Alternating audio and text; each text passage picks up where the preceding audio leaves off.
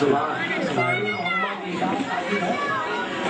अंसारी मोहम्मद लीला साजिद है। सुगन है गीबत और चुगलखोरी गुनाहे अजीम। सामईन इकराम, अल्लाह ताला ने इंसान को फितरत इस्लाम पर पैदा फरमाया है। इंसान पैदाइशी तौर पर सोहले तबीयत और नेक आदत का पैकर होता है। आला अखलाक और बुलंदीदा उसके जेवर होते हैं, लेकिन इंसान अपने समाज और मुआशरे से मुतासिर होकर शैतान के वसवसों में मुब्तला होकर ऐसी बहुत सारी खराबियों और गलत आदतों का इर्तिकाब करने लगता है जो उसकी शख्सियत को जलील और रुस्वा कर देते हैं। उन्हीं बुराइयों में से गीबत और चुगलखोरी भी है। हाज़रीन, रसूल अल्लाह सल्लल्लाहु अलैहि वसल्लम ने फरमाया, जो कोई अल्लाह और क़यामत पर ईमान रखता है वो अच्छी बात करे वरना खामोशी इख्तियार करे। गीबत एक घिनौना जुर्म है। अल्लाह ताला ने गीबत करने वालों को अपने मुर्दाबाई का गोश्त खाने से तशबीह दी है। इरशाद रब्बानी है, तुम में से कोई गीबत ना करे। ला यग़्तब बअज़ुकुम बअज़ा। अल्लाह के रसूल सल्लल्लाहु अलैहि वसल्लम ने इरशाद फरमाया, चुगलखोर जन्नत में नहीं जाएगा। हज़रात गिरामी, आजकल चुगलखोरी और गीबत का बहुत जोर है। कोई शोबा बाकी नहीं है। बहुत कम लोग हैं जो इस बीमारी से दूर है। गीबत करने वालों के दिल में हमेशा तारीकी होती है। वो बुज़दिल और डरपोक होता है। उसका दिल बेनूर हो जाता है। सामाई गौर और फिक्र का मुकाम है कि ज़बान अल्लाह की बहुत बड़ी नेमत है। गाली गलौच, गीबत, चुगलखोरी, झूठ, बहतान और ताना देना ये सब गुनाह अजीम है जिनसे अपनी ज़बान को बचाना चाहिए। गीबत इतना गलीज़ फेल है कि गीबत करने वाला क़यामत के रोज़ मुफलिस होगा। उसकी नेकियां छीनकर सामने वालों को दे दी जाएगी। गीबत करने वाला मुआशरे की निगाह में गिर जाता है। अल्लाह और उसके रसूल सल्लल्लाहु अलैहि वसल्लम की नजर में मलऊन है। आखिर में मैं अल्लाह ताला से दुआ गो हूँ कि वो हम तमाम मुसलमानों को गीबत और चुगलखोरी जैसी बदकिरदार आदतों से महफूज रखे। आमीन। हाज़रीन, इस दुआ के बाद आओ हम अहद करें, गीबत के खिलाफ जंग जारी रहेगी। इंशाअल्लाह, इंशाअल्लाह ना गीबत करेंगे ना गीबत सुनेंगे। इंशाअल्लाह, इंशाअल्लाह। खुदा की माइक पर मोमिन ज़ैनब रियाज अहमद, सीरियल नंबर 38। अल्लाह की सरकार का कदम शान है ये, इंसान ही इंसान, वो इंसान है ये। कुरान तो ईमान बताता है उन्हें, ईमान ये कहता है मेरी जान है। सदर जी वक़ार, अहले मिज़ान और सामईन इकराम, अस्सलाम वालेकुम। मेरा मौज़ू है सिफान है सीरत रसूल सल्लल्लाहु अलैहि वसल्लम और हमारी जिंदगी ज़ात नसब में सबसे आली, हसब में सबसे बदतर, जिसकी सीरत मुमताज, जुल्म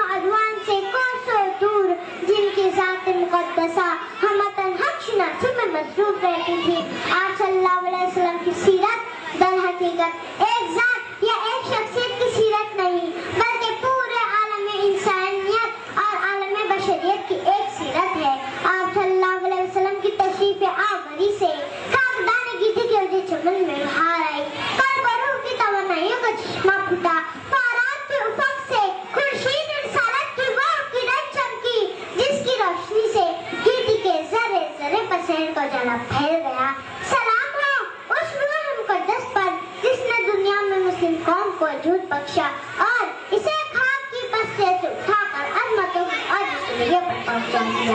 نازا ہے جس پہ حسن وہ حسن رسول ہے, نازا ہے جس پہ حسن وہ حسن رسول ہے. یہ کہکشاں تو آپ کے قدموں کی دھول ہے, یہ کہکشاں تو آپ کے قدموں کی دھول ہے. سامعین اکرام, دیکھیے سیرت رسول صلی اللہ علیہ وسلم جس نے گالیوں کے عوض میں تمغے پیش کیے, راستوں میں کانٹے بچھانے کا بدلہ پھول کی شکل میں دیا. خدا تعالیٰ کا ارشاد ہے کہ رسول صلی اللہ علیہ وسلم کی زندگی تمہارے لیے بہترین نغمہ ہے. واقعہ ہجرت کو لیجیے. آپ صلی اللہ علیہ وسلم دشمنوں کے ظلم و ستم سے تنگ آ کر مکہ سے رخصت ہونا چاہتے ہیں. گھر کے باہر دشمن ننگی تلوار لیے کھڑے ہیں. قربان جائیے میرے آقا صلی اللہ علیہ وسلم پر. گھر کے اندر لوگوں کی امانتیں واپسی کا انتظام فرما رہے ہیں. یہ امانتیں جن کی انہیں کفار کی امانتیں جو آپ صلی اللہ علیہ وسلم کی جان دشمن بنے ہوئے ہیں. یہ امانتیں آپ صلی اللہ علیہ وسلم کے پاس کہاں سے آئی؟ ارے کہاں سے دی؟ کھلے رکھوا گئے تھے اس یقین کے ساتھ کہ ہماری امانت آپ صلی اللہ علیہ وسلم کے پاس ہی محفوظ رہے گی. آقا اور تاریخ دونوں اس واقعے سے حیران ہیں. دشمنان اسلام لاکھ دشمنی کے باوجود سرکار کائنات صلی اللہ علیہ وسلم کو ساجی قوم کہتے اور مانتے بھی تھے. دنیا نے بہت ڈھونڈا محمد کا جواب, دنیا نے بہت ڈھونڈا محمد کا جواب. ثانی کا بڑی چیز ہے سایہ بھی نہ ملا, ثانی کا بڑی چیز ہے سایہ بھی نہ ملا. سامعین اکرام, آج ہر طرف شور ہے, مسلمان تباہ کیے جا رہے ہیں. جس طرف نظر ڈالو مسلمانوں کو کمزور کرنے کی سازشیں ہو رہی ہیں. وہ مسلمان جس نے دنیا کے اکثر حصے پر حکمرانی کی تھی, وہ مسلمان جس نے دریافت سمندر پر حکومت کی, وہ مسلمان جس کے حکم کی تابع داری جنگوں کے بے زبان جانوروں نے کی, قلم پر چمکنے والے ستارہ سیاروں نے کی, زمین پر چلنے والی ہوا نے کی. آخر کیوں؟ صرف اس لیے کہ وہ سچے مومن تھے. آج ہمارے اندر وہ ایمان باقی نہیں رہا جس کی تپش سے بڑی بڑی چٹانیں بھی ریزہ ریزہ ہو جایا کرتی تھی. الصلاۃ خیر من النوم کی صدا پر چادر تاننے والا, ہم بھول گئے کہ نماز ہمارے نبی کی آنکھوں کی ٹھنڈک ہے. ہم نے عبادتوں کو ریاکاری کا ذریعہ بنا لیا. سود خوری اور حرام خوری نے ہمیں بزدل بنا دیا. جھوٹ اور غیبت نے ہمیں بے ضمیر کر دیا. ہماری نمازوں میں خشوع و خضوع نہیں اور نہ ہماری دعاؤں میں وہ اثر باقی ہے. آج ہمارے اندر وہ اخلاق باقی نہیں رہا. وہ حضور صلی اللہ علیہ وسلم کی سیرت کی تھی جس نے رہزن کو رہبر, ظالم کو عادل, خائن کو امین اور جاہل کو عارف بنایا. گویا انسان کو انسان بنایا. خدا کی رضامندی اور آخرت. مومن مہوش بلال احمد, مومن مہوش بلال احمد کرسی پہ آ کے بیٹھ جائے. جج صاحبان نوٹ کریں. سیریل نمبر 43 انصاری محمد فراز محمد سعید. نحمده ونصلي على رسوله الكريم. أما بعد, فأعوذ بالله من الشيطان الرجيم. بسم الله الرحمن الرحيم. دل کو ذکر حبیب خدا چاہیے, زندہ رہنے کو جیسے ہوا چاہیے. اب مجھے آئینہ کی ضرورت نہیں, اب سے خیر الامم کی دیا چاہیے. جناب صدر, معزز اہل میدان اور سامعین باتمکین, السلام علیکم. میری تقریر کا عنوان ہے سیرت رسول صلی اللہ علیہ وسلم اور ہماری زندگی. عرب کا تپتا ہوا صحرا ہے, سورج پوری آفتاب سے چمک رہا ہے. ریت کے دمکتے ہوئے ذرے دیکھتی ہوئی انگاروں کا منظر پیش کر رہے ہیں. مگر دور ایک آتی شٹیلے کے پاس ایک شخص 3 دن سے کھڑا ہے. وہ کسی کے انتظار میں ہے, کسی ایسے کے انتظار میں جو اسے کہہ کر گیا ہے کہ بھی لوٹ کر آ جائے گا. 3 دن گزر گئے, وہ ابھی تک نہیں آیا. آج اچانک وہ شخص دوبارہ ادھر سے گزرتا ہے اور اپنے وعدے کے انتظار میں اس شخص کو وہیں کھڑے دیکھ کر آنکھیں حیرت و اندامت سے جھکا لیتا ہے. لیکن متعلق شخص کی زبان سے صرف یہی الفاظ ادا ہوتے ہیں کہ اے شخص, تو نے مجھے ناحق تکلیف دی. یہ میرے آقا صلی اللہ علیہ وسلم کی سیرت پاک, افائے عہد, نادر و بے مثال. حضرات, تصور کیجیے اس معاشرے کا جس کا چمن انسان کے تن کا پھول نہیں گرتا تھا, جہاں آدمی تو تھے, اس سے نکلا ہوا انسان نہیں تھا. کون تھا